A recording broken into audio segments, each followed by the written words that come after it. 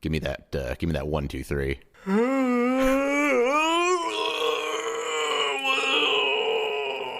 Okay, I clearly had to stretch first. Okay. You know, I didn't know what I was going to do for the cold open, and now I know what I'm going to do for the cold open.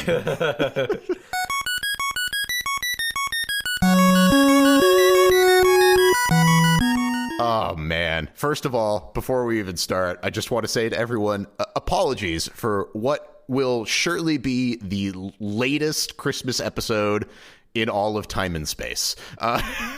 It's the New Year's episode. It's gonna be It's gonna be the Easter episode. It's gonna be like the February episode is what it's gonna be at this rate. It's not the best, but yeah. So Merry Christmas, Happy New Year. How Merry Christmas, Happy New Year. Yeah. How was it? Great. Yeah. I mean, I don't know if you know, but we did like a big like murder mystery party for my birthday. I heard.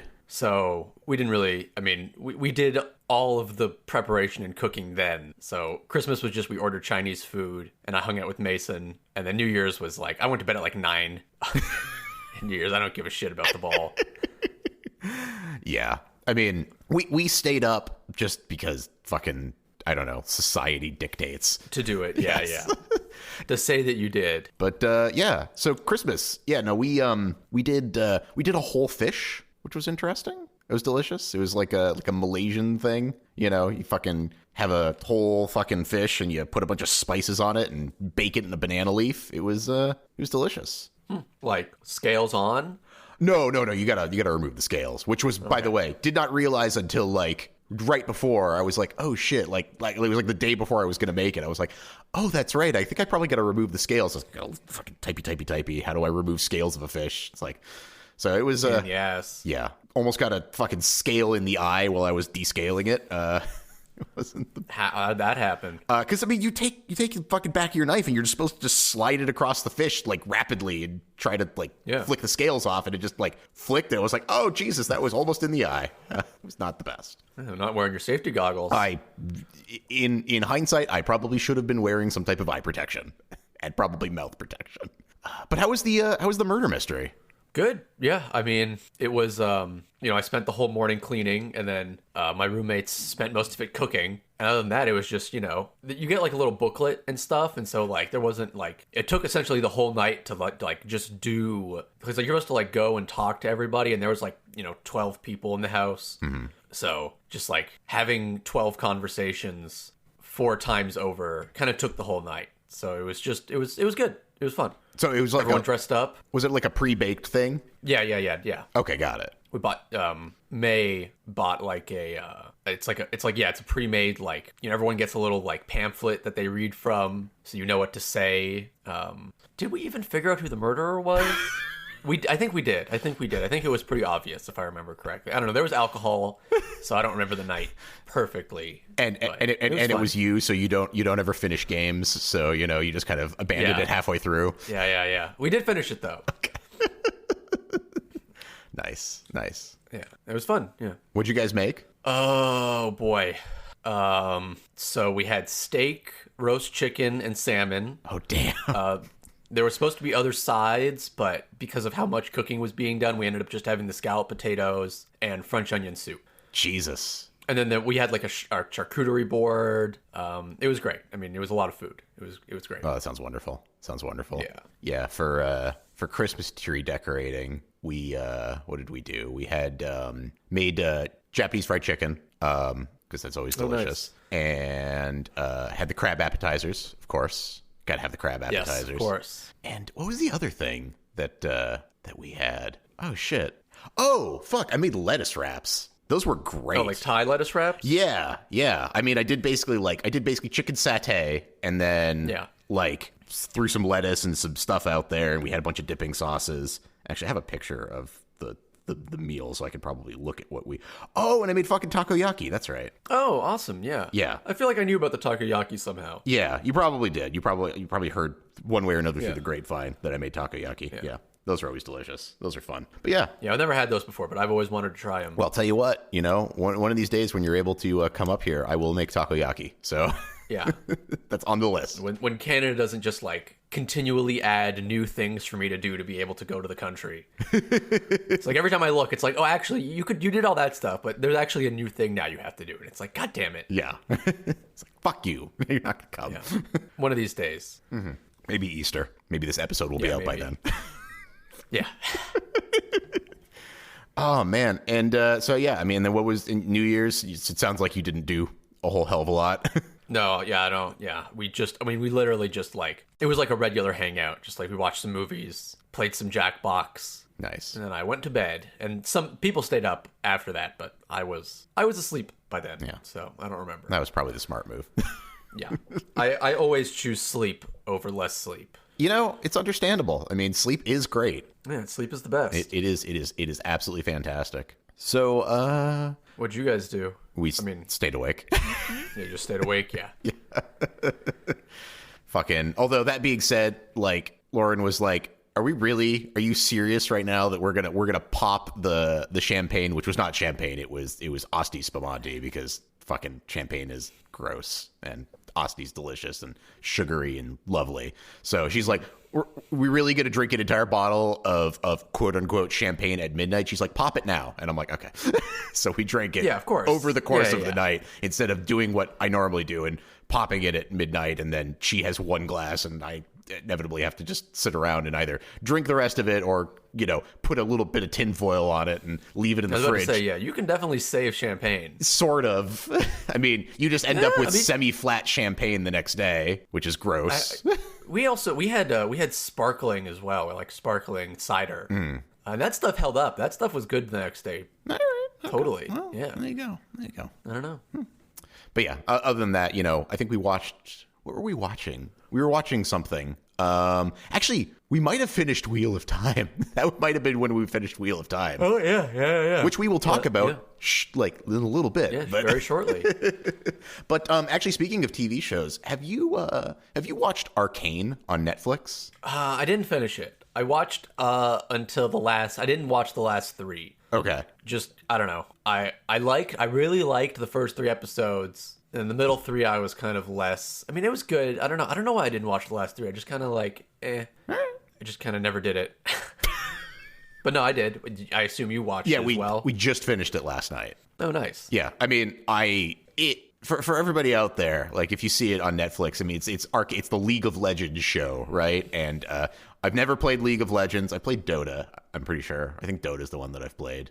For like, yeah, probably for like literally. That's the Steam one. So yeah, for like literally 15 minutes, I think I played Dota, and then I was like, I hate this, and I'm never playing this again. But so I had no interest in League of Legends whatsoever. So I went into this with just like everybody was like, oh, it's amazing, and I'm just like, how could it be? And then I watched it. I was like, oh, this is actually really good. I don't know why this has no right to be so good. Yeah, it's not related at all to League of Legends, essentially, other than like the names and appearances of characters. Yeah, pretty much. I was just like, I just like the entire time I was watching it, I was just like, how did this get made? Like, this is just such like a strange show to have been, because it is such like a high quality good show for like League of Legends. Like, why does this exist? It's great. I'm glad that it exists, but it was just it was bizarre. I mean, are you actually asking why it exists? If you know, I would love to know. Yeah, because League of Legends is like Epic. They have too much money. Fair enough. They could spend $1 billion on a TV show, and it would be worth it to like get another like 0.5% of market share, because they have nothing to do with their money. Well, there you go then. Yeah, that's the answer. answer. They won, and it's like, oh, okay. How do we get more people to play League of Legends at this point? Well, like it's already the most popular game in the world. Why don't we just like fund a really high quality television show, and then maybe like 2 people will play League of Legends from that. It's like, that's worth it. Fair enough. The money's just going to sit there otherwise. Jesus Christ. Well, and there you go. Yeah. And it was a great show. I liked the world building was very cool. I loved Jinx, the purple-haired, blue-haired character. Mm-hmm. Yeah, it's good. Yeah. You say as if there's only one purple-haired blue. I know exactly what you're talking about, obviously, but like, it's funny. I mean, isn't there only one? Well, is it Caitlyn's hair blue? I thought her hair was red or something. No, not Vi. Caitlyn, the fucking. You're using names. I don't remember names. Oh, Steven. The one that was like the whatever I can't remember the name of the fucking guards or whatever. She's the one that's like No, I'm right. Yeah, she has red hair. Yeah. no, Caitlyn. Jinx has blue hair. Caitlyn. I mean, Caitlyn. Not Vi. Yeah. League of Legends. Yeah, I mean, unless these pictures I'm looking at are lying to me, it's red, right? I mean, am I crazy? Who's Caitlyn? Caitlyn. Never mind. No, right. That's blue. Yeah. I searched Caitlyn and it gave me Vi, and I was just like, okay, sure, that's who that is. Okay. I don't remember. I don't even remember Caitlyn being a character. So there you go. Oh, fantastic. So yeah. What have you been watching? I watched Dope Sick. Have I heard of that? I don't think I've heard of that. It's the Hulu show with Michael Keaton. I don't have as Hulu. The main character. I don't have Hulu. That's why. It's about it's just like a drama documentary. What's the word for that? When it's like a documentary but not a documentary. It's like a dramatized version of it. Not a mockumentary. Not a mockumentary. That's what I wanted, but no. It's based on a true story TV show. Okay. About the opioid epidemic. Got it. It's good. I mean, it was good. It's like, I don't know. It's exactly what you would expect. It's very just like serious and like dramatic. Michael Keaton is great in it, and then there's some new actor. No, not Peter Skarsgård. No. Yeah, Will Poulter. I don't know what he's been in, but he was really good in it. Oh, I feel like I've heard that name before. Oh, he was in Bandersnatch, the Black Mirror. Yeah. Oh, yeah. That was him. Oh, in Midsummer, apparently. I did not know that. Yeah. I was about to say, I was like, I know that guy. That's a person who I'm aware exists. Yeah. It was the first time I've seen him in like a really serious role, and he did a great job. So nice. I enjoyed that. Obviously, I watched Wheel of Time and The Witcher. Yes, and we'll have to talk about that very shortly. Oh, yeah. Also, one more thing before we move off of anything. You are recording, right? Yes, I am. Yeah, I'm watching it. Yeah, I have it on my second screen. It's only once I made that mistake. Yes, I think. I think so. Well, yeah, I think so. Let's say that. Let's say it. Just once. I mean, out of like 20 plus episodes at this point, I feel like I'm doing pretty good. No, you're doing great, Steven. You know, I mean, like we haven't had an incident yet where we've lost an entire episode. Which actually, speaking of such, is your D&D podcast ever going to come out? Yeah, dude. Yeah. I mean, I don't know. I don't know about it. I don't know. I know you're not responsible. We have a lot of episodes. There's a lot of episodes that exist, but it just continues to wait. I know you're not responsible for that, but it's just like, come on. I mean, we're now in our third season, and they haven't released. I just think he doesn't want to do editing. I think he doesn't want to edit it. Well, the more episodes he has, the worse that's going to get. I know. Yeah. Well, yeah. Got to do them as they come. We have a lot of episodes, though. Yeah. I mean, my God. Yeah. Because the editing does suck. That's why this is going to come out so late. Yeah.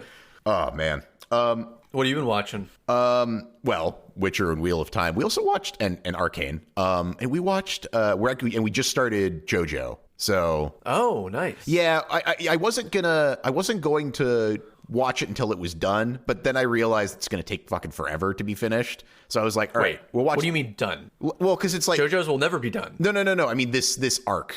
Oh, but are you starting? Oh, have you already seen all the other seasons? Yeah. We're just watching Stone Ocean right now. Okay, I've not watched any of Stone Ocean yet either. Yeah. Yeah, we literally just started. We're like 2 episodes in. So okay, so you're as far as I am. Yeah. Actually, wait, no, that's not true. We watched more than that. We think we're like 6 episodes in. I lied. Okay, then you are farther. Yeah, I won't talk about it, but yes, we will. Because what I was gonna do is I was gonna wait. Because I mean, like normally those seasons are like 40 to 50 episodes. So I was going to, wait until that was done, but it's like, it's going to take so long to finish that it's like, we'll just watch them in like 12 episode chunks as they come out. Because I think that's how Netflix is doing it. They're like releasing 12 episodes, and then like the next set of 12 is going to come out in like March or April or something like that. I mean, they're at most like, I think the longest season was 24. Yeah, they're only at most 24 episodes. Oh, wait. Oh, no. This is the manga. Never mind. Yeah, you're completely wrong. I know for a fact that they're like usually around like high 30s to like high 40s, because most of them have been. Oh yeah, you're right. God damn, yeah, 39 episodes. Damn. Yeah. It's gonna be a hot minute before it's all done. 48 for for Stardust Crusaders, of course. That's the best one. I mean, so makes sense. And then I finished Deathloop. Nice. Yeah, I saw. Yeah. Did you finish it? No, I never finished it. I shouldn't be surprised. Yeah. Not that I don't. So I had watched Deathloop be played by a streamer well before I ever bought it. Okay. So I already know, you know, how to do it and what happens. Yeah, I know the whole thing. Yeah, I mean, I don't like the middle part is a little fuzzy. I don't know how to get from like the start to the end, but I know the end point is like you have the choice of like continuing the loop or not continuing it or killing Invader Lady, whatever her name is, Juliana. Yeah, thank you. But I mean, we want to talk about that now. Yeah, let's just talk about it. I mean, like, I don't know if you have a ton to say about it, so I figure we may as well. Well, it's still fresh in my mind. Yeah, I mean, it's an Arcane game, so I have something to say about it in like its space within Arcane's, you know, library of releases. But what'd you think of it? I liked it. Because I understand that it's somewhat similar to Moon Crash. I believe you mentioned that last time, and I haven't played Moon Crash, so this was a little bit more fresh to me. And I mean, I like time loop games, and I think the only thing I really wanted to say about it is that like it almost gave me that kind of like moment of like Outer Wilds. But because it's a little bit more handholdy, it wasn't quite the same level of payoff, but I did still really enjoy it. Like, it's, you know, once you kind of like, because I mean, you know, as you go through like, and you get the different like quests done, like it naturally leads you to how to put it all together. But the game never explicitly says, okay, now this is what you do. You just have to kind of be like, oh, okay, so now that I've figured out where all the pieces fit, I now have to make albeit small, but I have to logically put them all together and be like, okay, so this is how to kill everybody in one day, you know? Yes. Whereas, like, and I don't know if we talked about this, because I know I talked very briefly about Outer Wilds, and I know you didn't play it, you just watched it, and it makes me sad because you'll be robbed of this experience. But when I was playing Outer Wilds, like, I don't, because I played that around the same time that I had played Disco Elysium, around the same time that I had played Return to the Obra Dinn, you know, games that like I really love, you know, like some of my favorite games of all time are just like in this weird spot where it's like, oh, I just played a bunch of these all at once. And I liked Outer Wilds, but like I wasn't loving it in the same way that I was loving like Obra Dinn or Disco Elysium, but I still really enjoyed it, and it also had the best moment, I think, in all of gaming to me, where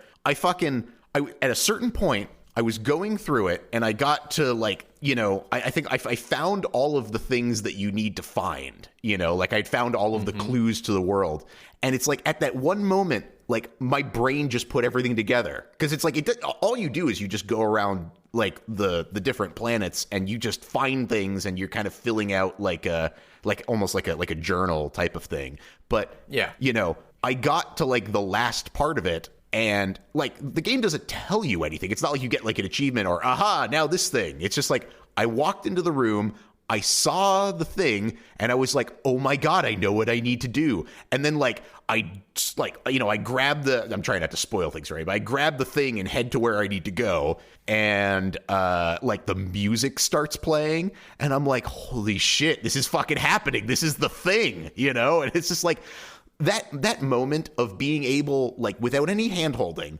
to just figure out a thing in a game, like that is like the culmination of all of these time loops, like, oh God, it was so fucking satisfying, man. Like it was just one of those moments in games where I was just like, oh, this is what video games, like, if they just let you go a little bit, this is what they could be, you know? Like this is the potential that's there if you just let the player like use their brain for 2 seconds. So I almost got that. I almost got to that kind of feeling in Deathloop where it's like I got to the end and it was handholdy, but I was like, oh, I see how it all fits together now. I see how to do this. It's like all the disparate pieces kind of come together. But, you know, it was way more obvious than it was in Outer Wilds. So it's like, okay, not quite the same feeling, but reminiscent of it. And that made me happy. Yeah. The reason they don't do that is because of players like me who would just get angry like for an hour and then turn the game off. Yeah.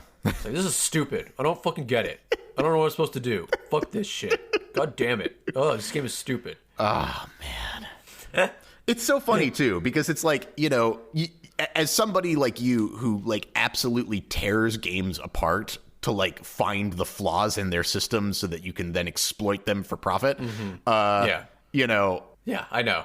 It's terrible. I think that I was thinking about this the other day, of like what the difference is between the two of us and how we play the game, like how we play games. Because I think, and I don't know if this is right or not, but it feels like you are more willing to play a game down a very narrow path such that you basically create infinite options for yourself. Like, you will do all the steps that makes your character game breaking so that you could do whatever you want. Yeah, I mean, a good example is I just did a Dark Souls 3 playthrough in preparation for Elden Ring in the next month, and just like I made a Pyromancer, which I've never done before, and like as Pyromancer, the best spell is this like Ultra Fireball spell, and so just like I went and I got that, and then like the whole game was me just throwing that one spell.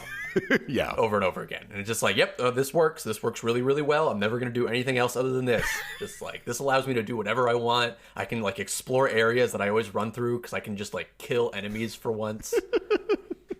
And just like, I don't want to like learn the enemy attack patterns and like gain my skill. I want to beat the game. Yeah. Yeah. Whereas, you don't want to beat the game. You want to beat the game. Yeah, I want to circumvent the game. Yeah, you want to reach through the screen and defeat the programmers. Exactly. Yeah. I don't care about like I don't like being put on like the path where it's like, hey, it's I was thinking about this as well. It's the difference between, actually we're talking about Deathloop. It's the difference between Arcane's game design and Valve, right? It's like Arcane is like, okay, here's a bunch of different ways that you can get through the game, and we're going to make it so any way you choose to get through the game will work for you.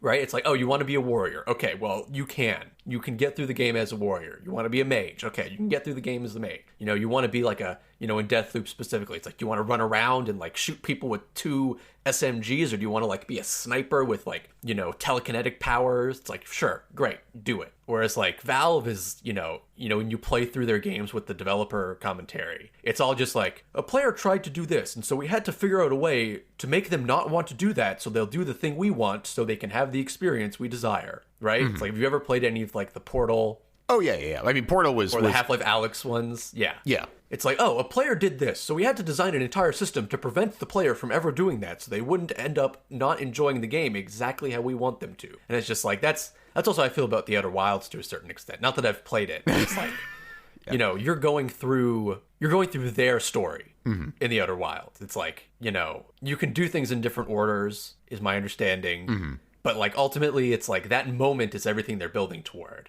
Where it's like, I want to make my own moment. I don't care about their moment. Yeah, and that's I think where you and I differ, because it's like, I'm perfectly happy with the game having a singular end goal and having a lot of latitude of how I get there. Yes. It's like, that's Outer Wilds, right? It's like, there is no set way to do the investigation such that you figure out what you need to do in the end. You always do the same thing in the end. I mean, there are some like, other endings to Outer Wilds, but like, I mean, there's obviously an intended path. But like, the path is like, it's a field, it's like you run off in many, many directions and then eventually you have to come to the thing. Whereas you are much more like, I will follow this very rigid and narrow pyromancy fireball path so that I can do whatever I want in the game from then on out, So, yeah.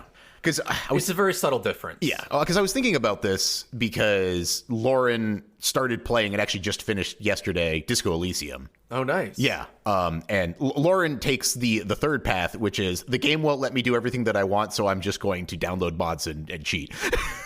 Oh yeah, I mean, that's a great way to do it. I mean, that's how I started playing games. Yeah. She's just Morrowind. Player mod AV strength 1000. Yeah, I mean, yeah, me too, right? Like, I think it took like my 4th or 5th playthrough through Morrowind to actually like play it properly. Yes, exactly. Yeah, and then you were like, oh shit, this is amazing. Yeah, but this isn't just like a waste of my time. Yeah, but Lauren is I'm going to see everything on the first playthrough because I'm never playing this game again. So like, I am going to succeed at every skill check. Yeah. I also have a problem with doing that nowadays. It's like, I'm like, oh man, am I going to play another 100-hour playthrough of this? No, I'm not. So I need to chart out everything that I'm going to do to make sure I hit it all. And that's where the wiki comes in. Yeah. I think there is a sweet spot for that, because like There is definitely like something like Cyberpunk or like any of the Bethesda games. Although that being said, I've played several of those. I mean, we just talked about me playing Morrowind multiple times, so I mean that's probably a bad example, but here we are. But like, I mean, nowadays when I have less time, like I'm not gonna do another run through of most of those games because I mean, yeah, it's 100 hours. Like I don't have time for that shit. But like, because Disco Elysium was like 20 hours. Like I felt pretty comfortable that like after playing a good 15 to 20 minutes of the game, I was like, I'm going to play this game again. So like, I'm just going to enjoy this first ride through. And then the second time I'm going to play it much more for completion. And I'm actually, now that they've added some more things to the game, because they've expanded it a little bit with the Jamais Vu update, and they've with all the full voice acting, I'm probably going to play it through one more time. So Yeah, nice. But yeah, that was all I really had to say on Deathloop. It's just like, it was good. And I'm glad that there's more time loop games, because I feel like that mechanic is just like, it made me, because there is no real ability to just like quick save and quick load. Like, yes, no, yeah, definitely. I felt so much more like free when I played the game, but there was also a lot more tension, because it was just like, oh shit, like if I die, I'm going to lose like this gun, or I'm going to lose like these upgrades or whatever. It's just like, it's fucking annoying. Yeah, so it's like, it sucks. I loved that. Like that, there was actual tension versus like Dishonored, where it's just like, oh, okay, well, a guard saw me, so quick load. Oh shit, a guard saw me, so quick load. Oh shit, a guard saw me, so quick load.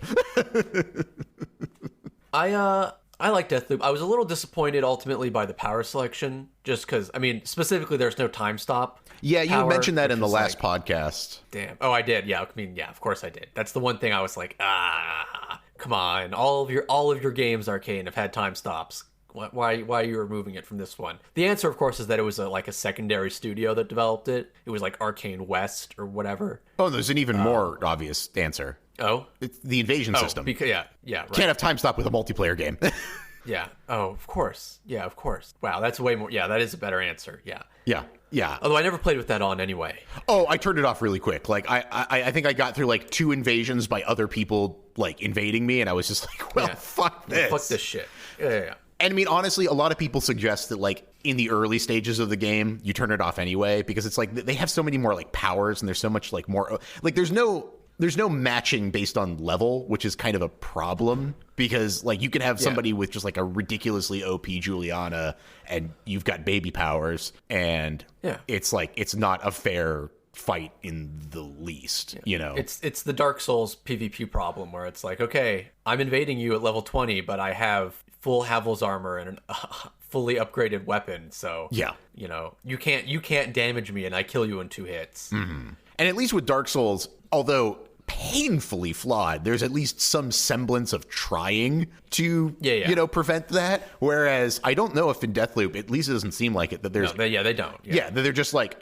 whoever you fucking match with first, that's who you're getting. So it's there's a lot of potential there. I mean, I like the Deathloop. I like the loop element for sure. I do wish it was a little bit more old school, but that's about it. Old school. In regards to like Arcane's, like it's like, their first game, Arx Fatalis, had so many powers, and then they've done the Bethesda thing where they like continually remove stuff that was in earlier games to make their games better, or better streamlined, right? Yeah. Polished would be another word, I guess. And it's like, I'm okay with jank. Like, you can keep the jank in there. I'm okay. Give me jank. It's fine. Like, let me use the jank against you. But then you wouldn't have the intended experience, Steven. Yeah, exactly. Yeah, and I don't want the intended experience. I want to like blow up Balmora. Yeah. So, shall we discuss some television shows? Let's do it. Let's do it, man. I feel like we should talk about The Witcher first. Sure. Does that make sense? I feel like that makes. I don't feel like either of them make more or less sense necessarily. So because it's a situation where like we've both seen the TV show. You've read the books. No. For The Witcher. Nope. You haven't? I thought you had read the books. Nope. Oh. Yeah, which is why at least with Wheel of Time, you've read the book, so I feel like you're going to have somewhat of a different experience. I've read the wiki for the books. Oh, I really thought you'd read the Witcher books for some reason. I know. You thought it in the last Witcher podcast, too. Oh, I did. Okay, yeah. Okay, at least it's a consistent delusion. Oh, God, we are in a time loop. I mean, for sure. But yeah, so Witcher, what did you... Because I can't remember. How did you feel? I felt like you were kind of lukewarm on the first season of The Witcher, but I like the first season. You did like the first season. Okay, maybe I was. Yeah, maybe I was actually, now that there are 2 seasons, I like the first season even more than I like this one. Oh, really? Okay. Yeah, ultimately. I mean, so the thing with the first season is I think I acquiesced to like the groupthink about season 1 of The Witcher, which was like, oh, the time stuff was a little confusing. Even though I didn't personally find it confusing, I like, it's like when we had the conversation about Cyberpunk, or it's like, I really like Cyberpunk, but like, I understand why people do not like it. And so I feel like that was my take, I think. I mean, okay, yeah, I mean, I did not go back and listen to the episode, so I really genuinely do not remember. Yeah. So I know I liked season 1. Okay. What'd you think of? I mean, you liked both seasons, right? Yeah, I liked season 1 as well. I think my main complaints with season 1 where I feel like the budget was kind of unevenly spent. I don't know if I actually said that, but like it felt like there was some episodes that were like way better like looking and produced than the others. It felt like the first episode was just like amazing, and the last episode was like amazing, and then like some of the stuff in between it was kind of like, oh man, you running out of money when you made these, like, you know. And I don't know if I actually said that, but like I do now that I'm thinking about it, like I did remember feeling somewhat that way, whereas this season did not feel like that at all. It felt like, you know, the Witcher 1 was a hit and Netflix was like, here's a volcano full of money, please make more, you know, like. Yeah. They honestly felt very different. It did. These 2 seasons. Yeah. The only thing that I remember saying from the first season is that, like, I felt like the main complaints that people had were, you know, like the jumping around, the same as you know, like we both heard the same things. But like all that was needed to like establish the characters and like set up the story, because there's just like there's so many short stories that set up the whole Witcher thing. And I was like, this season they have to like do a story now. Like it can't just be a bunch of disparate events that eventually come together into a thing. And they did that. So I was happy, right? I was just like, great.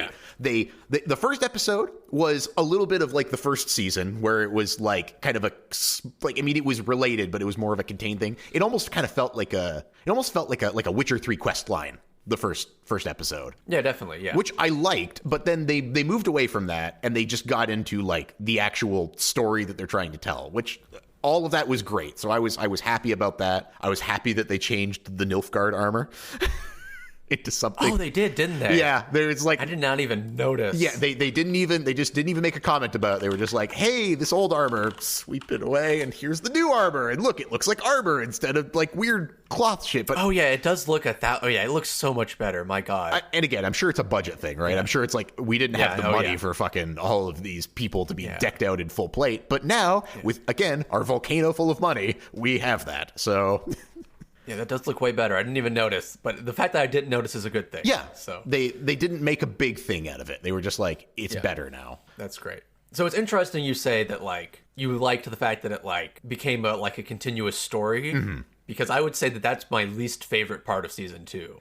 Is it felt like they Game of Thrones did a little bit, where it's like, now we're in this like big sprawling epic like political fantasy story, and it like, I don't know, it didn't feel as fun as season 1. That's what I'll say. Oh, I mean, it definitely wasn't. Yeah, I liked how fun season 1 was a lot of the time, and I never really like season 2 other than like the first episode, right? Like season 2 is pretty dark. Yes, which I think to some degree, and again, this is me reading the wikis for the book, is more true to the story of like, because I mean, like, I think we're now getting into like the actual, like one of the actual books instead of just the short stories. Yeah, I think you're right. Yeah. So this is now like telling the actual, but when I say telling the story of The Witcher, I don't know if you noticed, because you have really no knowledge of like what happens in the books, right? No, none at all. Yeah, so like the big complaint that everybody has, and I noticed this somewhat while I was watching, I was like, I don't remember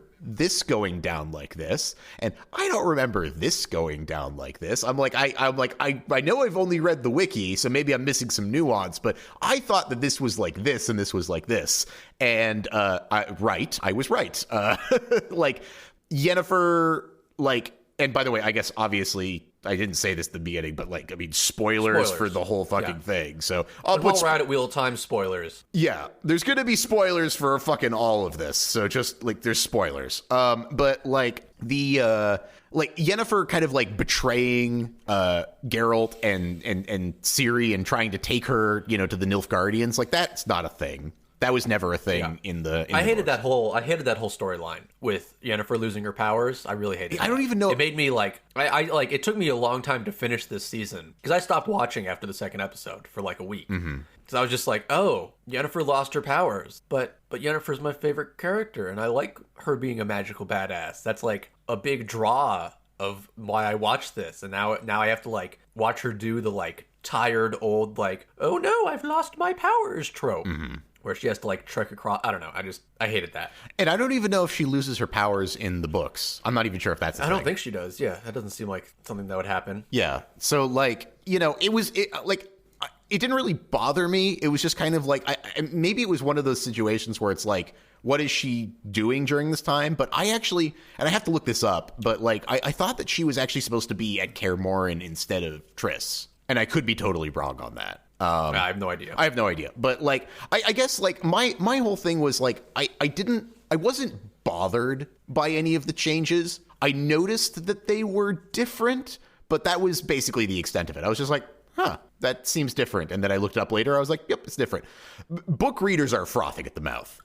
Like, they are losing their shit. They're like, oh my God, what are you doing to my Witcher? Don't do this to my Witcher. So it's like, okay, fine. So book readers are angry, but I'm used to that with watching fantasy shows. So I just have stopped. I don't care, you know, like, so sorry, book readers. They're babies. Yeah. It's like, they don't understand how adaptation works. So they can go fuck themselves. Yeah. So I will say, you know, in season 1, you had a lot of difficulty with the word surprise. Chaos. Yeah. Chaos was my surprise this season. I've lost the chaos. I was like, I'm just like, just call it magic, please, for the love of God. Like, and people call it magic too. Like, so it's like, you don't have to keep calling it chaos. Like, you could just I'll teach you to control your chaos. It's like, you could just I'm playing Sonic Adventure all of a sudden. Yeah. So they could stop doing that at any time, and I would be very happy. Just stop using the word chaos. Yeah. Chaos and Child of Surprise. I'm used to surprise now, but Child of Surprise still gets me. Well, not child. Like, you're surprise child. You're child surprise.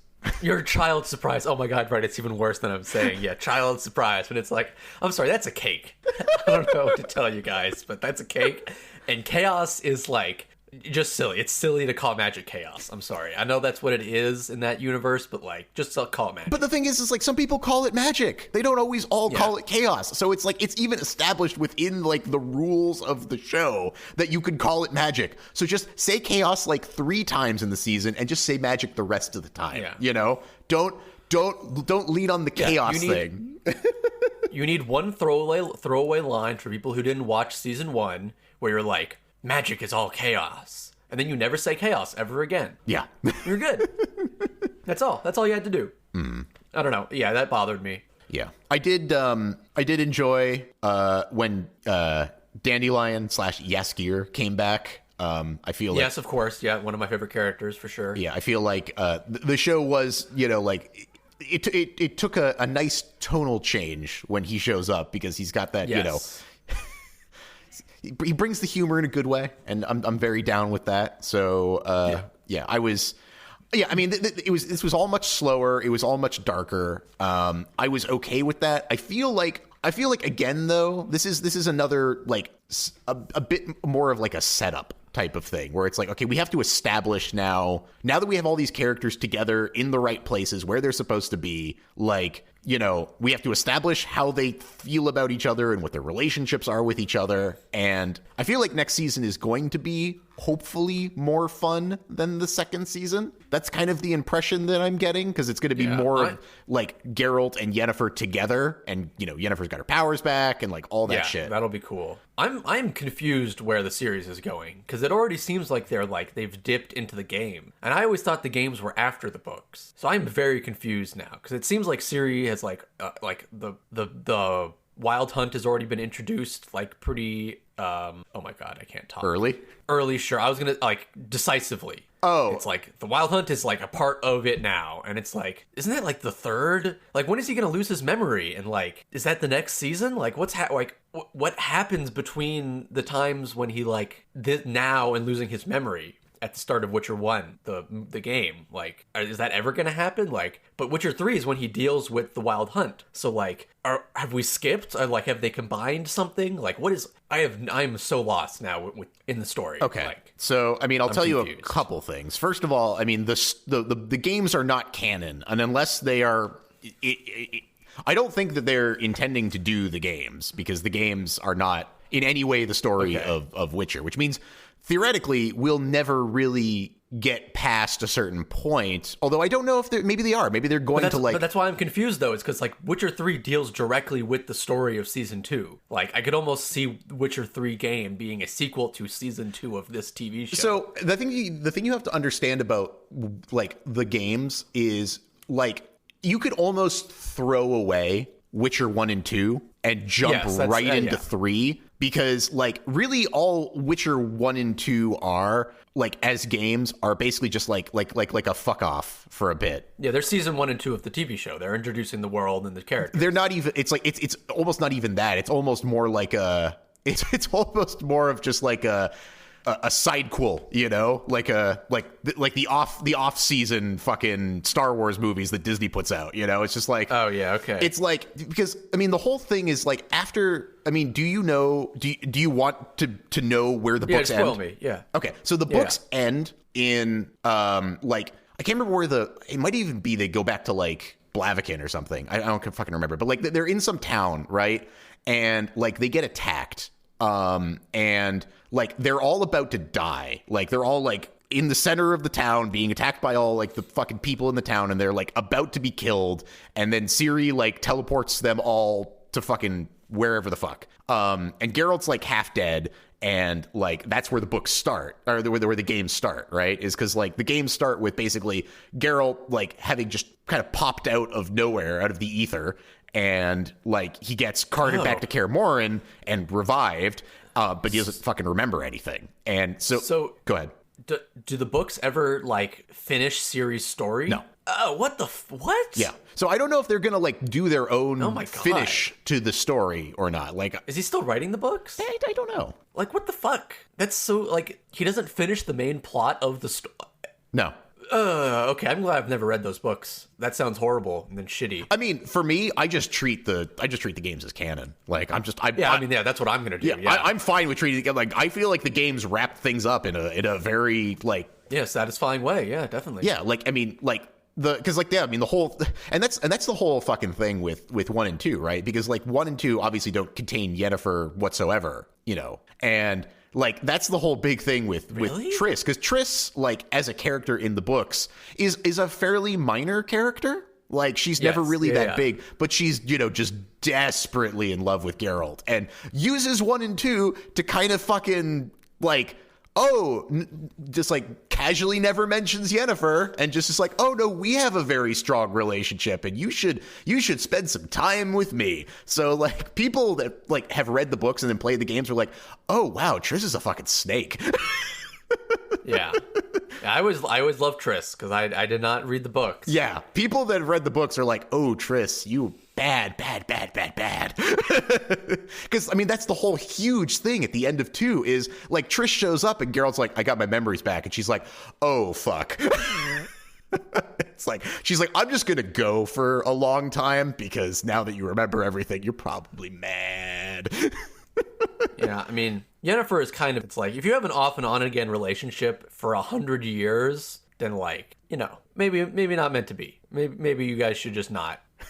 But they're destined, Steven. That's the thing. Yeah, they're destined. Yeah, they're their child surprises. Yeah, that's the big thing. You know, I mean, well, and that's the whole thing, right? It's like, I mean, the last wish is like the big thing of like their relationship. It's like, you know, fucking Geralt's like, you know, like their fates are tied together and all this. I mean, this is all short story shit. This is like stuff I've only read about in the wiki, but like this is my understanding, you know, of how things go. Because like Yennefer always has this kind of like issue with just like, well, we'll never know. We'll never know if we really like each other or not, you know, because fucking you made a wish and made us fucking together forever. So like, God damn it, Geralt, you bastard. Yeah, that's yeah. But yeah, okay. So you were less good on this season than season 1. Yeah, I mean, I just really don't like people losing their powers in TV shows because it's always boring. Because I know where it's like they're gonna make the choice to like do the right thing, and that's gonna get them their power back. And like, oh wow, look what happened. Yennefer made the right choice, and she got her power back. And it's like, okay, yeah, I didn't need 5 episodes to get there. You could have just not had her lose her powers. Yeah. And, you know, I don't know, it just felt contrived. And it's like they didn't know what to do with her character, so they just had her lose her powers. That said, though, I did like the general dude, Kahir. Oh, yeah. That was with her. I did not like him in season 1, really, but I thought he was really great in season 2. I liked his whole everything about that character. His arc this season was amazing. Yeah, and apparently he's changed a lot from how he was in the books, but people still liked him. They were like, they did it. They were like, if they're gonna make him the way that he is, like in the show, then they're doing a good job of like propping up his and I really enjoyed it. He was much less of like a cackling ridiculous villain. Yes, yeah, exactly. Yeah, he felt like a person. Yeah, exactly. And I feel like a lot of the things that were like kind of about season 1, you know, the costumes in some places, the actual like portrayal of the characters in some situations, like I feel like they did a lot of like we'll just ignore it and just it's fine. I mean, I don't remember season 1 very well anyway, so it doesn't matter. Exactly. People have short memories, so who gives a shit? No, I thought they did a really good job with him. And I really liked the ending reveal. I feel like that was a nice touch. I like the way they kind of foreshadowed it. Oh, that the Emperor is Ciri's father. Yeah, which of course, you know, you and I both know. Yeah, I knew that, but at the same time, I was still like, oh yeah, okay, right, yeah, that's right. But like when Ciri was having her dream or whatever, when she was like towards the end, you know, when yes, that was very important that they did that. Yeah, because it's like he didn't fade away like everybody else because he's still alive. Oh, yeah, and the fact that, like, otherwise I wouldn't know his face, and so it would be like, okay. Well, oh, yeah, I mean, also to know who the hell he was. Yeah, I was just like, it was important because I was like, oh, that was the guy, that was Ciri's father. Oh, right, yeah, Ciri's father's the Emperor. I didn't remember that. I actually forgot until they had him start, like, walking up, and then I was like, oh, that's right. Yeah. That's who he is. I keep forgetting that. I had the exact same realization. That's fun. Just like, oh, okay. Yeah, because they weren't showing his face. I'm like, oh, because his face is going to be her dad, because it's her dad. It's her dad. Yeah. I also want to just say, we're talking about the last episode, just like, oh my god, old man Vesemir. Just like Vesemir was right. Should have just killed Ciri.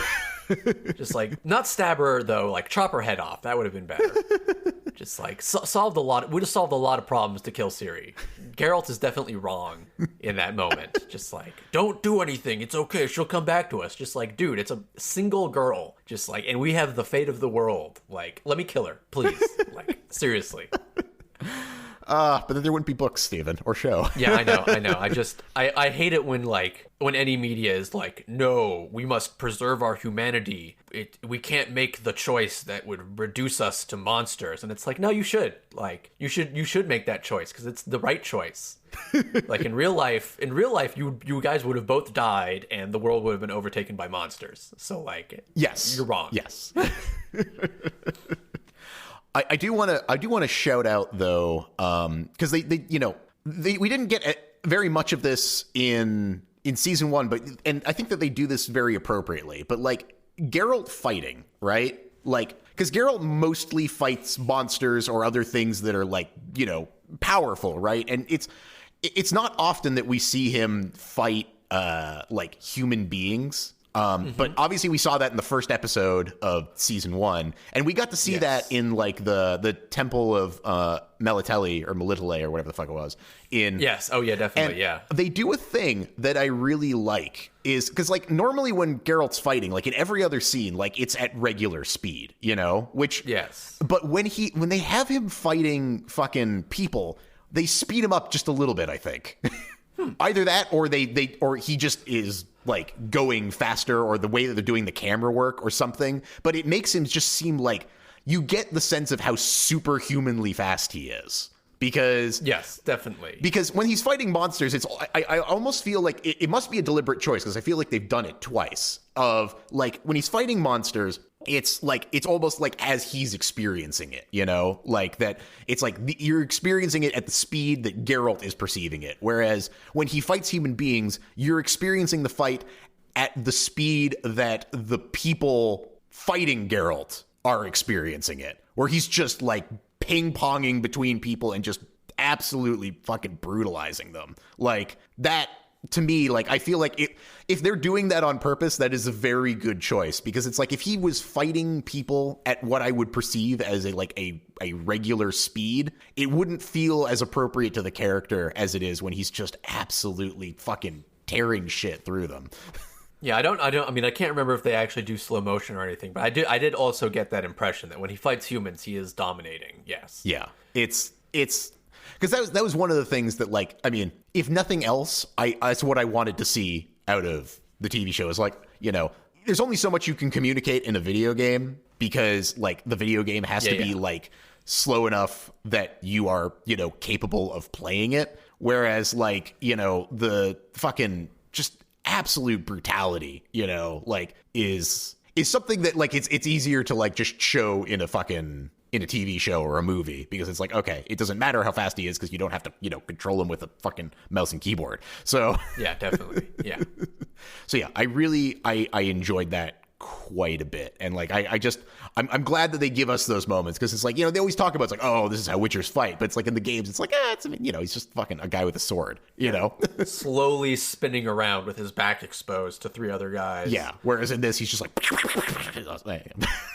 So anyway, I did very much appreciate that. But yeah, other than that, anything else to say about season 2? No, not really. It felt very slow. Mm-hmm. I agree. Ultimately, I don't know. I don't know how they could have like added more, because then it would have like, you would have lost that like Emperor moment at the end, which was really good. Mm-hmm. But I don't know. It just, I hope there's a little bit more fun and like side quests in the 3rd season. I agree. I think that we're at a place now. I feel like this season needed to be, they needed to kind of like slow it down a little bit and establish the characters, like establish the relationships of the characters. The characters have been established. Now we have to establish their relationships. And the best way to do that is to put them in a space and have them talk to each other, which is slow, but it works. And I think it's true to the books, because I think they spend quite a bit of time at Kaer Morhen. Like that's like, they certainly spend time in Kaer Morhen this season. Yes, they did.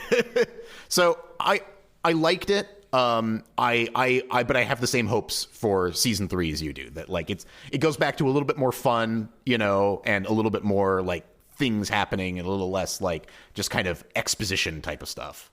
So, Wheel of Time. Yeah, Wheel of Time. Can I go first? Yes, no, please, no. I want to know what you thought of it. Yeah, because I feel like before you. I mean, I've already a little bit polluted, because I've talked to Lauren, who obviously has also read the books, although much longer I didn't ago. Know that. Yeah, well, you did know that. You've actually known that several times, but that's okay. I'll let that pass. Yeah. I will continue to relearn it probably multiple times past this one. So. If there's anything that I've learned since we started doing this podcast, is you do not store a lot of the memories of these things. No, I don't. Yeah, most stuff I'm just like, okay, yeah, whatever. Like it's gone. It's gone. But so. Lauren has read the books, but she read the book quite a while ago. So she knows the broad strokes, but doesn't remember nearly as much. So you're going to be, because I know that you reread Wheel of Time in preparation. I'm on book for 8 this. right now. Yeah. So like you'll have probably much more to say on the fire points of exactly how the story goes. But here's the thing that I will say right off the bat is I found this very coherent. Like, as somebody that had no fucking idea about, I knew the title, and I knew something about, like, women have magic but men don't. Like, that's basically the extent of my Wheel of Time knowledge. Other than that, I had no clue what Wheel of Time was about. And I found this very easy to follow. You know, like, this was good. This I have dealt with much more complicated fucking shit than this. So I also found it very enjoyable. Like, which makes me think, and this is undoubtedly the case, because even Lauren said, like, oh, wow, we seem like we're getting here really fast. They must be cutting out quite a bit. I think that you're about to tell me that must be the case, because, like, I did not find this plotting in the least. This had, like, the same kind of, like, forward momentum that, like, I don't know, like, most shows have. Like, this did not feel like oh wow, we're really settling in for this. Didn't have, like, first season Game of Thrones vibes, which I loved, but we're very, like, all right, we're gonna take our time. You know, we're walking from here to this other place, and it's a whole thing. You know, this is just like, we're just doing shit. You know, we're going. Yeah, they cut out a lot. Like, how many books did they cut out? No, I mean, they've been good about, well, so it's weird. It's like, in terms of the actual plot, everything that happens in the plot is book one still. Okay. But in terms of, like, character development, some characters are like, I mean, this is kind of a spoiler, but it doesn't really matter. Like, Nynaeve. There we go. Nynaeve's character development is, like, where she is at right now is essentially where she is at the end of the books. Okay.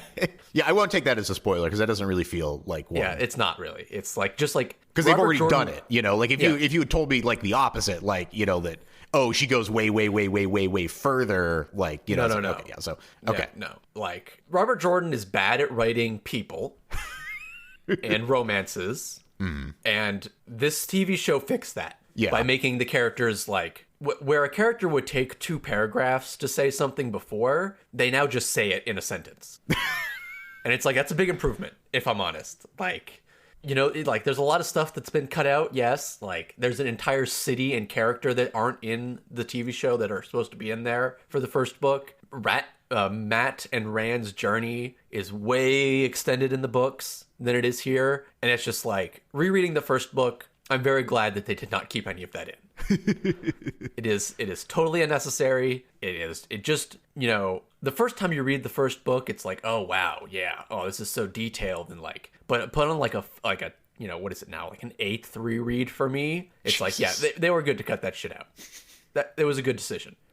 Everything is just sped up a lot, and nothing important. Like, a lot of characters are in different positions, and, like, events have changed, but, like, in terms of the core of what the story is, they have improved it, mostly because they, like, there's a lot of, like, explicit sexism in the books, just, like, you know, old-timey men are this way and women are this way kind of thing, and they've updated that to the modern world, which is good. So yeah, I thought, I mean, I loved it, and I watched it with May, and I think she had the same experience you did, where she followed everything, and it all, like, made sense to her, and she enjoyed it. So I think they did a great job. Yeah, honestly. I really, because I think you were initially very worried about this. I was extremely worried. Yeah. I was like, man, like, so for instance, like, the first episode takes 150 pages to get through. Like they're still in the village on page 125. Like, like, seriously. Yeah. Like, not even an exaggeration. Like, it's bad. They've really cut out a lot of the fat, and that's great for a series like this that has 14 books and there's a lot of fat. Yeah, I can imagine. Yeah, I feel like they did a good job, because the thing with books is there's a lot of, like, subtext that you can describe that you have to do one of two things. You either have to be a good filmmaker / TV show maker and show them in a very good way non-verbally, or you have to just exposition dump. And they did the first one.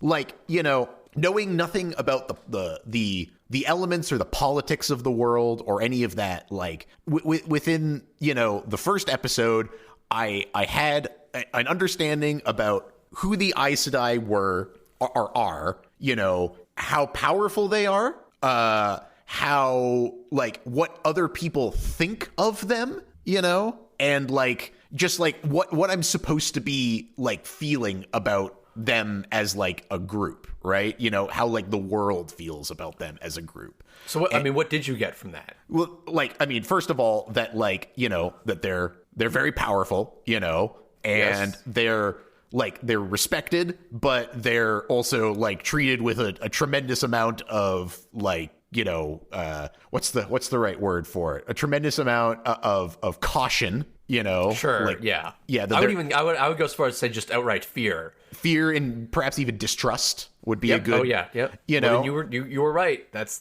completely accurate. And again, just like in the books, that's like it takes them 60 pages to like do that in like a conversation between like 10 minor characters. Yeah. And in this, it's like, you know, what's her name? Walks into the room, and it's like you basically get everything you need in like 10 seconds of everybody's reaction to them. Yeah, it's amazing. It's great. They did a fantastic job. Same thing with like the Trollocs. You know, it's like how much of a threat are these things? Well, the answer is a lot. You know, it's like you know, fucking again. What's the main Aes Sedai lady's name? Moraine. Yeah, like I mean, Moraine, like she could take out a fucking bunch of them, but like you know. They are a serious threat, you know. They're not like kobolds, you know. They're not a throwaway enemy.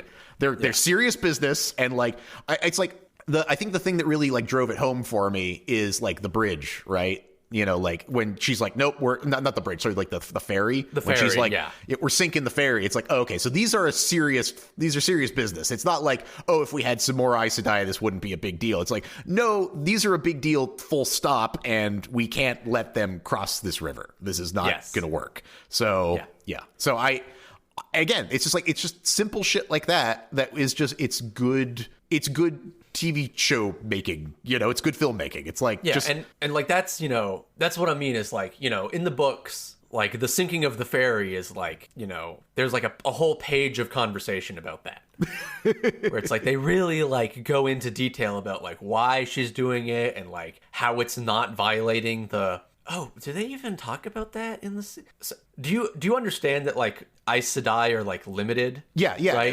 They do talk about that. She says, okay, they do, yeah. They have the 3 oaths. Yeah, well, because I mean, she's like, how can you, you know, how could you like kill that guy? And she's like, I didn't kill him. He jumped back on the ferry himself. I just sunk the ferry. You know, like he made his own choice. Like, yeah, that is the quintessential rule of the 3 oaths. Is like, yeah, they have 3 oaths. You know, not to lie, not to kill unless in defense of their life, and whatever. I don't remember the third one, but like they've had those oaths so long that they kind of know exactly how to get around them. Yeah, they are the Steven playing video games. Yes, exactly. They are. Yeah, which is why I always love the Aes Sedai so much, is they're always cheating, they're just constantly cheating. It's like, oh no, I didn't technically lie to you there. It's like, yeah, but you did. It's like, yeah, but I technically didn't, and that's all that matters.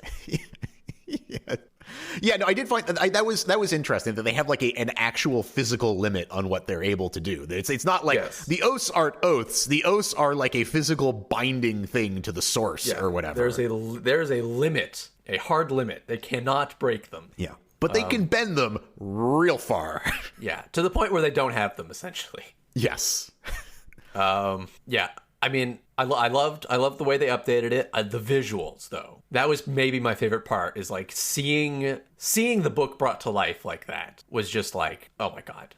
Especially the second episode, Shadar Logoth, or Shadar Logoth, however you want to say it. The creepy city. Yeah, the creepy city. Just like I was never able to really imagine it very well in my head, and like it looked amazing. I mean, oh my god, just like the dead, like almost like a modern like Roman city or something. Like, yeah, no, I mean, I really enjoyed I obviously did not have the same experience as you because it's like, of course, I was just seeing all these things for the first time, and so there was no like, oh, I'm now finally getting to see these things that I'd only just visualized. But like, I did. I mean, like, I thought that the visuals were very interesting. I thought the costumes were very interesting. I don't know if you had any. Oh yeah, definitely. Part of the books is that Moraine never is in the same dress twice. Well, she definitely is in this. Yeah, definitely. But she does change once she gets to the tower. She's always in a different one. The one thing that I noticed and I liked is that even though like there was a little like tinge of like the modern in the way that some of their costumes were, you know, like her outfit, like for riding around, like almost looks like it looks slightly modern. I don't know if you felt that way or noticed that. Yeah, I mean, so like the whole series is about like reincarnation and rebirth, right? And like a cycle. Yeah. Right? And so like, here's the thing, right? Because it's like they had that one scene where it made it look like it was like a future city. Okay, good. Yeah, okay. So yes. But that is in the past. But that's in the past. So but it's also like the future. Yeah, so it's a cycle. Yeah, no, I got that. That was okay, communicated. That's important. There's a lot of that. Yeah, because at first I was like, okay, well, it's interesting. They're kind of doing like a slightly, it's like just because it's set in old-timey times doesn't mean that their old-timey times is our old-timey times. Yes, exactly. It's not a linear, it is a circle. Time is a flat circle in Wheel of Time. Well, not even just that. I mean, because actually Witcher does something similar with like Jaskier's songs and stuff like that, because it's like well, yeah, sure, but that's not like that is an addition from the TV show. Yeah, but that's something that I thought they were doing. They were basically like, it's like just because it's in quote unquote olden times doesn't mean that like everything developed in the same way in their olden times that ours did. Of like they could have music that sounds modern to us, but to them it just sounds like the music of the time. And I thought they were doing the same thing there. I understood later on that there was a further nuance to that, but at first I was like, oh, okay, they're just doing the thing where it's like, yeah, okay, maybe clothes like are more modern looking, but everything else is old, like the way that it's like, it's not our past, it's the past of this like world's, whatever. But then, yes, obviously, when we got to like there was like a crazy future city, I'm like, oh, okay. Yeah, with the scene with Louis Theramon or whatever. Louis, oh my god. The original dragon. The original, the Dragon Reborn technically, but... Yeah, the Dragon Reborn, yes, but like the earlier one of the earlier ones, yeah. Louis Theron Telamon in his city when he talks about going with his 100 companions. Yes. Yeah, that is it. It is... I don't know how... I mean, it's not really a major plot element, so I don't feel like... And then you've noticed it already, but like... There's a lot of times when characters that have yet to be introduced will like be talking about stuff, and it's like, oh, they're talking about like light bulbs.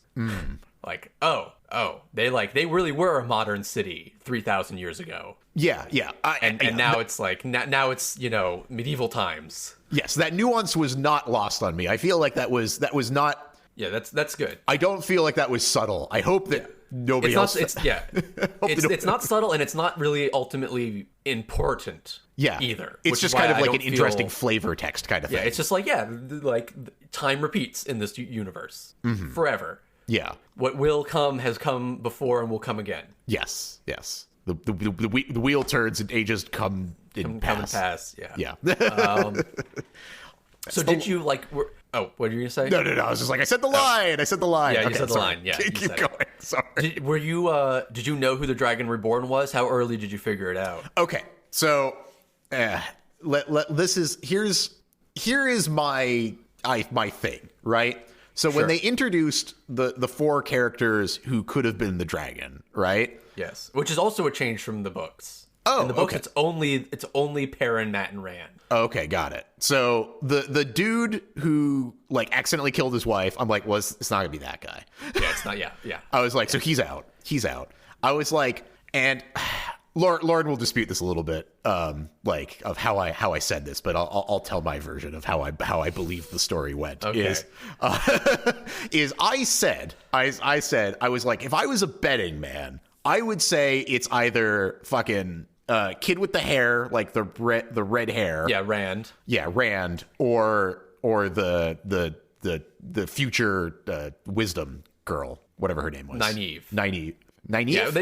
Especially Nynaeve definitely because she's so powerful, right? Wait, no, not Nynaeve. The younger. She's right. Nynaeve is already the wisdom. Sorry, Egwene. Yes, thank you. Yeah. I was like, I know it's not Nynaeve. I know who that is. Yeah, so it's either Rand or Egwene. I was like, but personally, I want it to be the other guy. Yes, Matt. I wanted it to be Matt. Oh yeah. So I was Well- like, that to me would be the most interesting and subversive. I was like, it's probably not going to be him, but I want it to be him, and I'm rooting for him to be the dragon, right? Oh, I hate the fact that he's left the show. Oh, he left the show? Yeah, that's why he like doesn't come with them. Oh, because that's not like a thing? No, that's not a thing. That didn't happen. Like he's the actor left, and so they had to write him out. Oh. Which sucks because Matt is my favorite character. Okay. I mean, obviously they're going to have to recast him, but Yes, they will. He's extremely important, so they will. Yeah. yeah. Okay, darn. Yeah, because so I wanted him to be the dragon. So then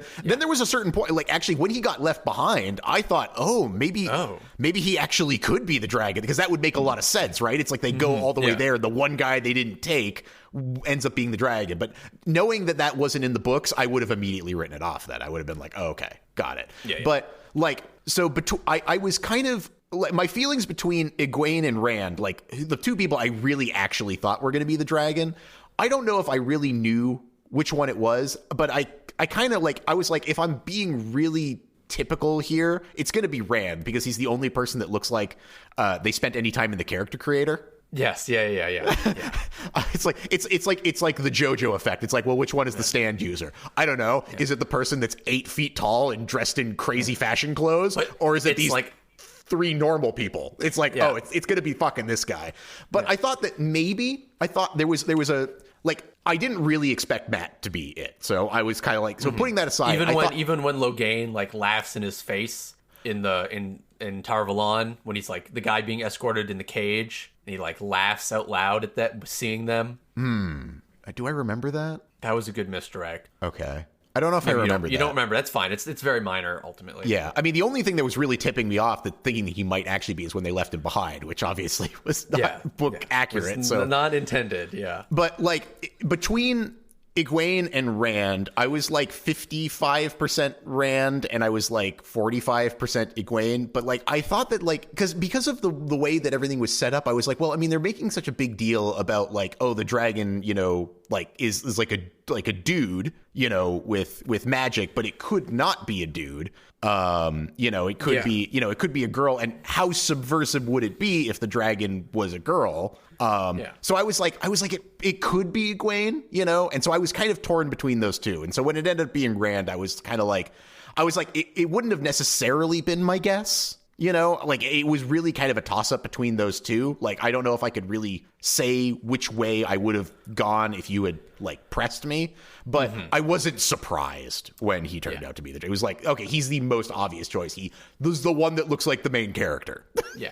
And the fact that they made it man or woman, men or women, like... that was a choice that I felt was a little unnecessary, because like half the point is like the male half of the source has been corrupted, and so like that is a huge deal, that like the dragon is going to be like an insane person. Okay, essentially. So like Egwene was never in the running, basically. Egwene was never again, like, the books are pretty sexist, and so, like, I appreciate their attempt to, like, sort of mute that sexism a little bit by, like, making the Dragon Reborn multi-gender, but it doesn't actually make any sense. Yeah, I was about to say, it doesn't really make any sense, like, from the context of, like, the whole point of it being, like, otherwise it would just be another person who has magic, yeah, you know? Exactly, yes, it would just be another person who has magic, and there's a lot of those. Yeah, okay, so that... I wasn't wrong to feel like that didn't really make any sense conceptually. Okay, so then why does she come along in the books, just because of Rand? Yeah. Oh, okay. Yeah, she's just like, again, it's like there's like 150 pages of like characters being like, oh, should I go? Like,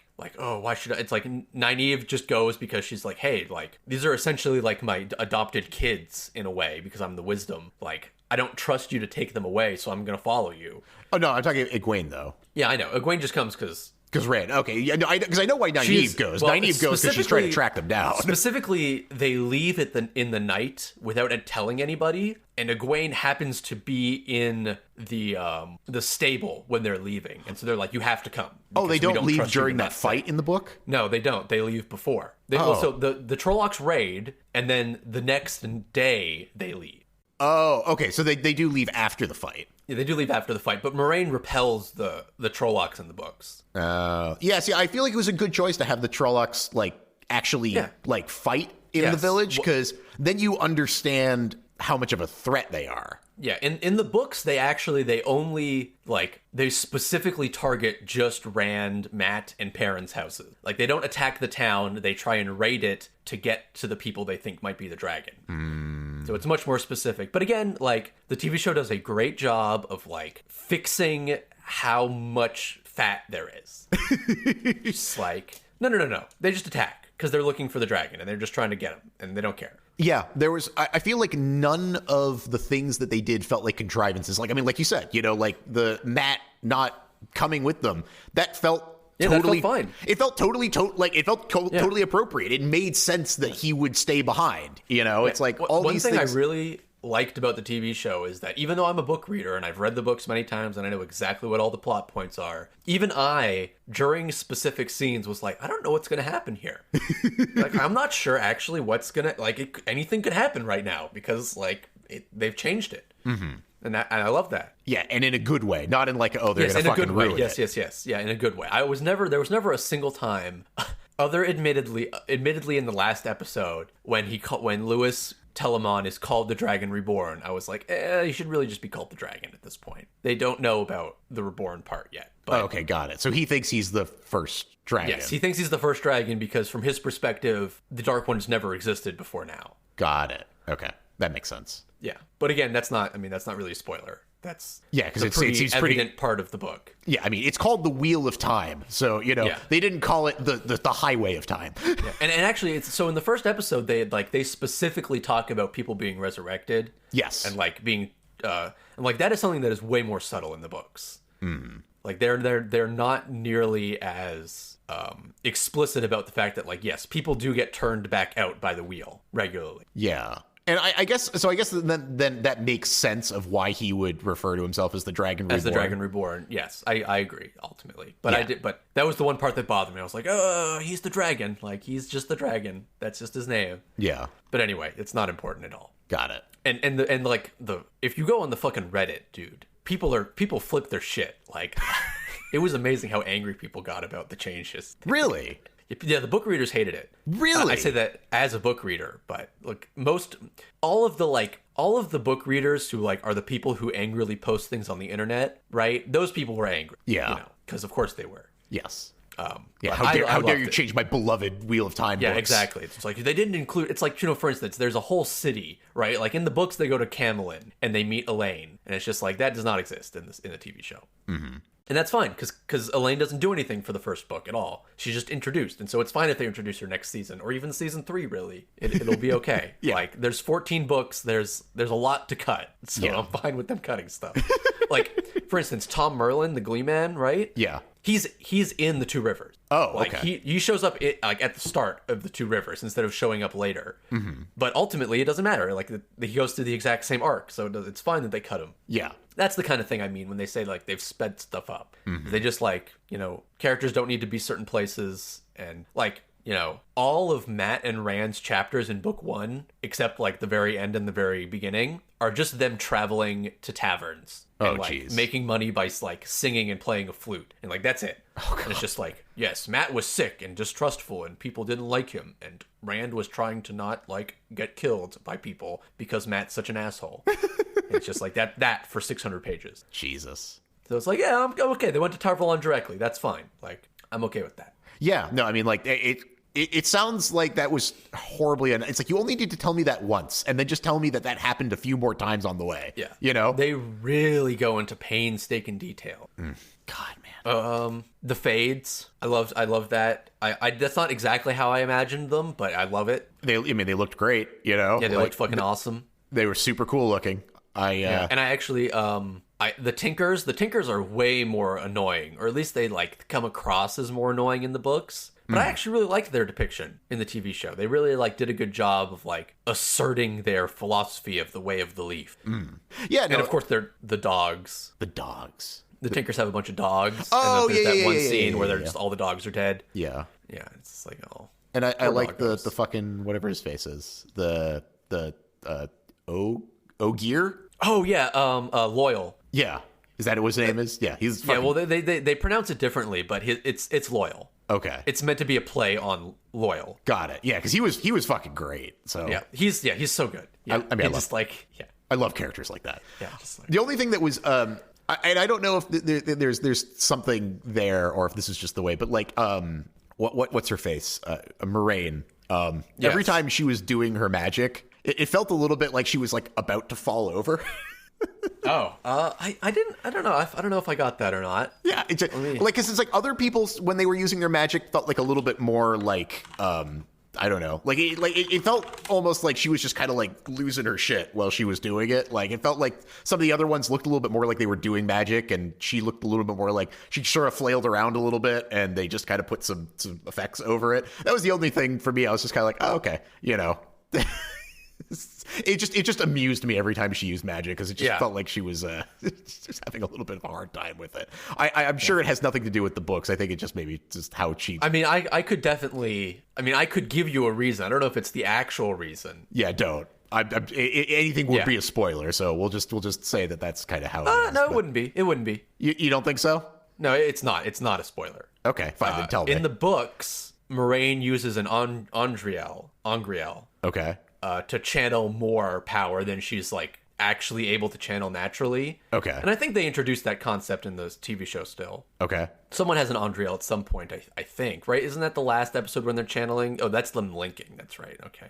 Yeah, no, yeah, because she had it. Didn't she give it? Yeah, she has it, right? Yeah. She gives it to somebody. Yeah. So that's why, I think. I mean, I'm guessing, but like, I don't know if that's she is literally, she's over drawing on the power. Okay. I essentially. mean, I'm willing to buy that. Yeah. It's probably not what it is. It's probably just she wasn't used to doing the motions, but whatever. Is there anything you didn't like? Like, is there anything you were like, oh man, that's shitty, that's bad? I don't think so. I mean, like, honestly, I'm trying to kind of, because it's like, I mean, I found the pacing to be good. I found like it was just a really competently made like piece of media. It's just like I was engaged in it like from start to finish. Like it didn't It didn't feel rushed, because sometimes these things feel rushed. Like, I mean, even with like The Witcher, like the first season of The Witcher, like as much as I really enjoyed it, like there was parts of it where I was like, oh, we could have spent a little bit more time here. I didn't really feel that way in this. I felt like the pacing made sense, and like how we got from one place to another wasn't like unearned, in a way that like it's often very easy to not do that, where it's like you try to do too many things at once and it just ends up being a fucking mess. That was not the case here. Like, it didn't feel like there was no point where I was like, oh, they resolved that too quickly. It's like everything felt like it was given its proper time, and then we moved on from it to the next thing in like a logical way. So yeah, no, I was very impressed with this. I expected this to be way more plotting than it actually was. Yes, I also thought it was going to be way more plotting. I was very shocked we got through all of book 1 in 8 episodes, and it like was coherent. That's a lot. I'm gonna say that this is a good example of how to do an adaptation properly. I would agree 100%. Whoever did the plot structuring, like figuring out what to cut and not cut, like Godspeed, whoever you are, because it's like I've literally just. So I guess I said I was going to reread the books, but I only started rereading them after the TV show came out. And so like I read book 1 after I finished watching the whole season 1. Mm-hmm. And it's just like, if I had to do this, I don't think I would have gotten even close to as like streamlined as they managed to make it. Like, I certainly wouldn't have been bold enough to cut all of Camelin. Like, that was a risky decision that I think paid off very well. Because like Rand never even goes to Tar-Valon in the first book. Oh, okay. Like, he never even gets there. And like, I was like, oh man, how are they even going to do that? Like, he's going to be on Tar-Valon? Like, that's going to be crazy. And it's like, no, it worked really well. Yeah, I think it's a good choice, because it's like, I mean, no offense, but I imagine the amount of people that are going to watch this show are going to be like infinitely higher than the amount of people that have actually read the books. Yeah. And it's, oh my God. And like the first book is like, it barely even like touches on the greater world of Wheel of Time. Like, there's so much depth to mine. I'm just so excited for later season. Yeah, and they've given you a good taste of that in this too. So it's like there's enough interest there that it's like, okay, I want to know more about this world. Yeah. Oh yeah, and the fucking I love their depiction of the Borderlands city, whatever the fuck it's called again. Yeah. Faldara. Yeah. Just like I never really imagined it as like an Asian themed, like a Japanese honor, etc. But I mean, now that they've shown it to me, it's like, oh, of course that's what it was. Obviously, yeah. And Lan is obviously like that. And then the ending, the very end with the giant ships. Yeah. And the channelers making the big wave. I'm excited for that. That's going to be awesome. Oh, I forgot about that. Yeah, that's right. Yeah. Well, yeah, I mean, they had to kill that one tiny little girl. I mean, she was a serious threat. She was coming right for him. They should come right for him. Yeah, man. No, I'm excited. I'm excited I am excited for both seasons of Witcher and Wheel of Time. So yeah. Oh, and I just have to say, the Blight. Oh, fantastic. Yeah, I never quite imagined it like that. I always imagined it more like desolate than that. Mm-hmm. Even though I'm totally wrong. That's not how it's described in the books at all upon a reread, but I just, for some reason, I always did. And just like the way they made it like homogenous, where like every tree looks exactly like the trees around it when it's from the top like that. I mean, oh my God. Just so good. I mean,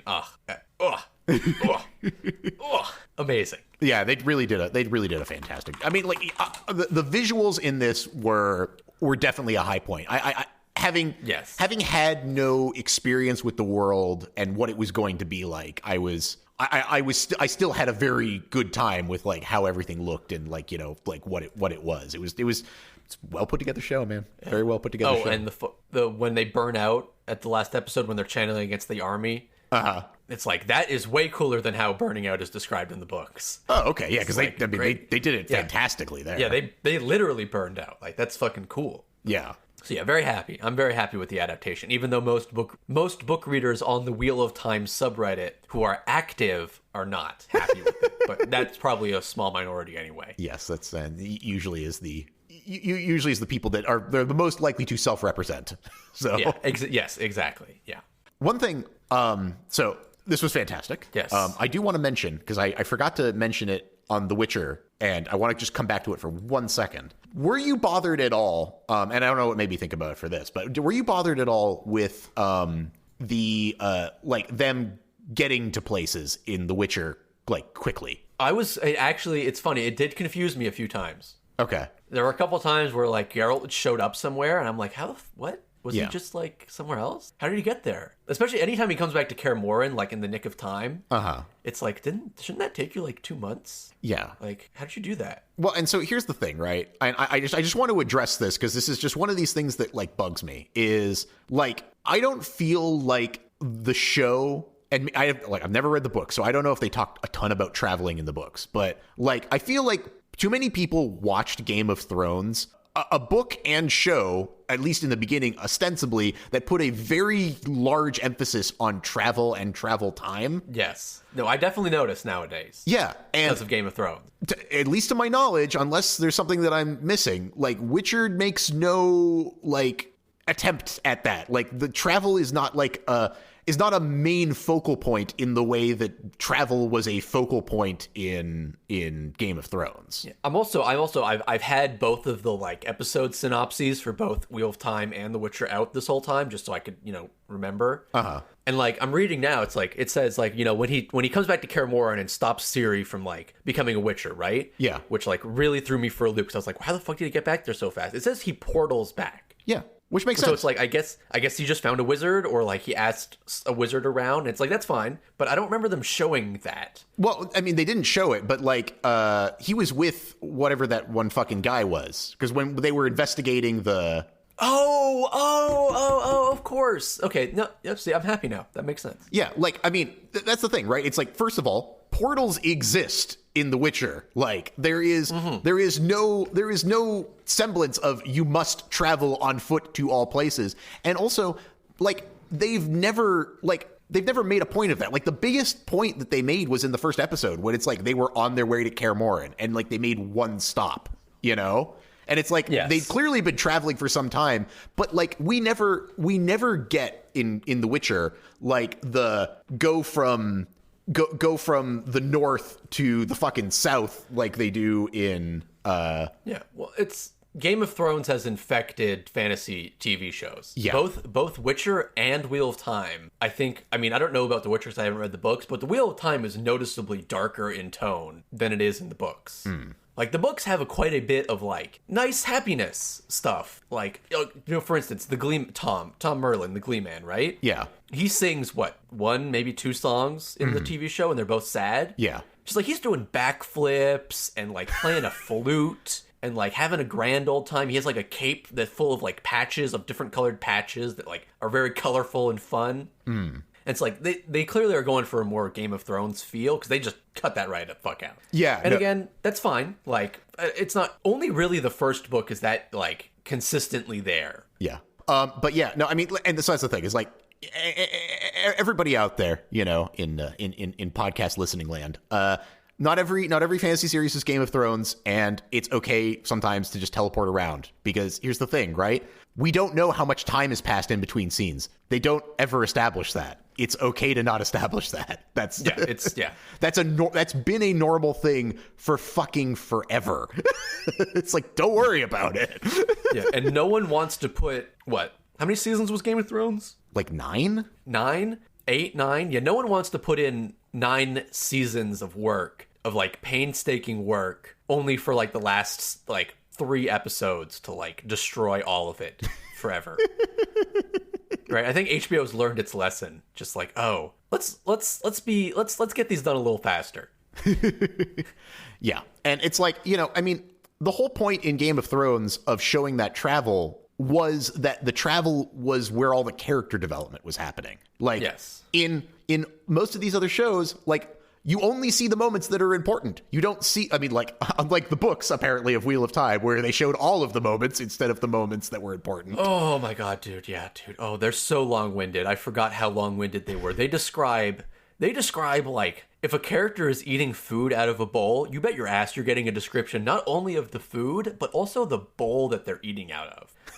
Like, it's like Lord of the Rings level. Just like, oh my god. Yeah, it's fucking... Yeah, it's too much. Which helps a lot for a TV show, because it means they can be really accurate and have a lot of detail. But ooh, yeah, but then they also could cut out all of that stuff because you don't need to have it described. You have eyes. Yeah, exactly. So, yeah, it's so nice it is really nice to watch Wheel of Time. Yeah. So it's like, for everybody out there, like, stop thinking so much about travel times. Just assume that enough time has passed, or there is some way for them to quickly get there. And don't worry about it. It's all right. Magic exists in these worlds. It's fine. Yeah. We can get places. Oh, man. Yeah, it's like, there's an extra, like, there's only one guy when they get to the Eye of the World in the last episode of Wheel of Time. Mm. But, like, in the books, there's, like, 3 people there. Oh, wow. Okay. Yeah, like, which is fine, like, because it doesn't matter. But, like, it is way, just so streamlined. It's crazy. Yeah, no, but all for the best. All for the best. Yes. I feel like they excellent adaptation. If I felt like the story was coherent, then I feel, and you felt like I'm very happy you felt it was coherent. I'm actually a little surprised because to me it moved at light speed. Like, it was so much so fast. Yeah, and for me it moved at a speed that I would expect. I mean, like, here's the thing. I found it very interesting that they got to the Eye of the World in the first season, right? Like, that was unexpected to me. Like, I expected the first season to be like, and which is what I think made it so interesting for me is it's like, oh, okay, so getting to the Eye of the World is obviously not going to be the thing. This is not Lord of the Rings, you know? It's not, oh, we have to get to Sauron, you know? That's not going to be the arc of this. Yeah. The arc of it's, and fighting the Dark One is not going to, I mean, fighting the Dark One at the Eye of the World with the dragon is not going to be the story, clearly, because we just did that and the show has not ended. In fact, it has only just begun. So, and I really like that. That was the subversion that I was kind of looking for, of like, okay, so what's the difference between this and every other fantasy? You know, like, what's the difference between this and fucking Lord of the Rings? You know, it's just like, oh, okay. Yeah. Is the final battle happens right away and it's not the final battle. Yeah, not even a little bit. The characters just think it is. Yes, and that was great, and that's I think what I loved the most about this, because I was like, I really didn't think that like that's how it was going to be. It's like that was where to me I was like, wow, this is going really fast, but I recognize that like if it is going this fast, this means that this must not be the crucial moment, because how could it be? Yeah. This is book 1 of 14, so The majority of the books is just like politics and like culture clash. What was I going to say? So another interesting point here is that the books also kind of are like that, because originally Robert Jordan was just going to do a trilogy. And then the first book was really popular, and so his editor was like, okay, well, why don't you stretch out a little bit, do like 6 books. And then by the time they got to the third book, he was like, it's still really popular. Maybe you want to stretch it out another like maybe 10 books. And so like often Robert Jordan will like the first book is like a lot happens in the first book, and then he has to slow down a lot, and then he has to slow down even more into like books like 6 through 8 and 9. All right. So this editor is to blame. Yeah, essentially, yeah. And so like the TV show being able to look back, with past knowledge and go like, okay, actually we know how many seasons we're doing. It's this many, so we'd actually know how to structure it so it makes sense the whole time. Yeah. So I'm looking forward to how they're going to do that, because who knows? Yeah, I mean, if they maintain the quality of this season, I think that this is going to be a one for the ages. This is definitely going to be a good one. Yeah, I'm so excited. Awesome, man. All right. Anything else to say on Wheel of Time or Witcher? No. I think we covered it. I think this is a good one. Just one little piece of news. Armored Core 6. Yes, I saw that. Oh, that's also yes. So super excited about that. Might be the reason I have to buy a PS5. We'll see. Oh, is it only going to be on PlayStation? I mean, so far all of the Armored Cores previously have only been on PlayStation. Yeah, so, but I mean, now I hope it's not. Now that they've been delving into doing things on other. I mean, I really, really hope it's not. Yeah, I would love to play it on PC. Like that would be the best. With a mouse and keyboard, could you imagine how fucking good? Oh my god, yes. Like, it would actually be playable? Yeah, it would be great. I would love it. Oh my god, a new Armored Core game would be just the thing that I need. Yeah. Anyway, yeah. Excellent, man. Well, hey, fucking Merry Christmas, everybody. You'll be, hearing about this Merry in Christmas, February. Happy New Year, Happy Easter. Yeah. Happy Halloween. Yeah. Potentially Thanksgiving again. Yeah, happy next Christmas. And we'll see you sometime in the future for more episodes of this fucking crazy show. Yeah. See ya. Yeah, peace.